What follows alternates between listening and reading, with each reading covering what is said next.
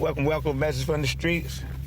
I want to say, first and foremost, Washingtonians continue to go out in the streets and protest every day by the thousands. I got inside information that the 30 days that they was initially supposed to have the National Guards in Washington, D.C., that they're considering to leave beforehand because of the resistance.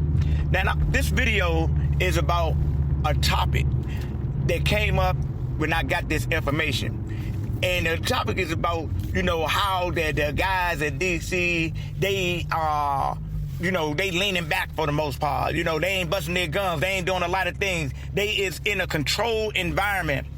And I'm making mention of that to lay the foundation. Me and my buddy had a conversation some years ago.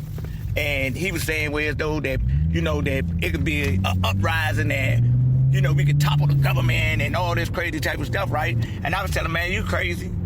Do you know what type of military might these people got? They got helicopters and all that. And most dudes in the hoods, they not professional shooters.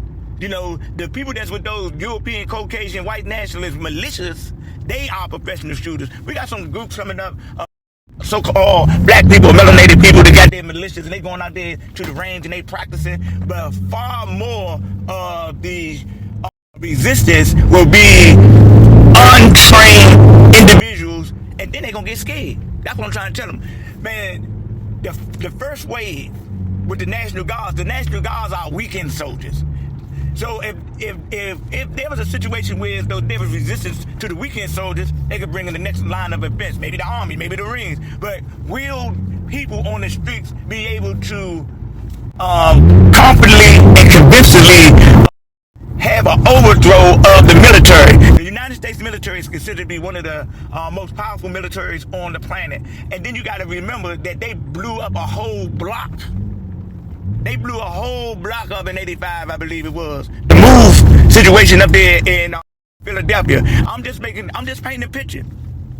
So, as a young man, I was firmly down with the Malcolm X theory. And I love Malcolm X right now today because I believe that he was one of the most sincere truth speakers of our leaderships during, the time of civil rights movements and things of that nature. Yet, I read a book by Stephen Oaks, and I learned a lot of things about Martin Luther King. And one thing that I learned in that book that made me have a different view of Martin Luther King is that anybody can bust a gun from up on a rooftop or just cross the street or whatever, but to go and walk in the midst of white nationalists, racists, hate mongers, and do it in peace, non-violence, that's somebody with some heart. That is somebody that is braver than anybody that can bust a hammer. These people, they don't got no respect for your old, they don't got no respect for your young. They spitting on you, they kicking you, they sicking dogs on you, and you still willing to practice non-violence. So I'm saying that to say is that particular technique is the most powerful joint ever. Let's go to the boycott. The boycott in Selma.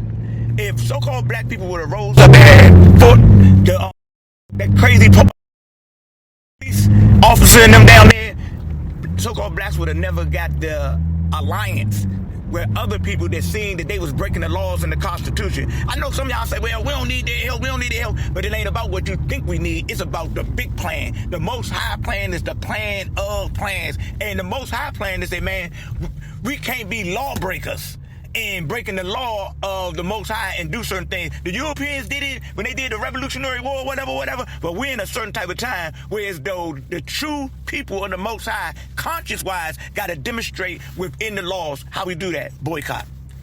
Protesting, frontline job, but boycotting will hurt corporate America and bring it to its knees. Hey, man, y'all need to think about that.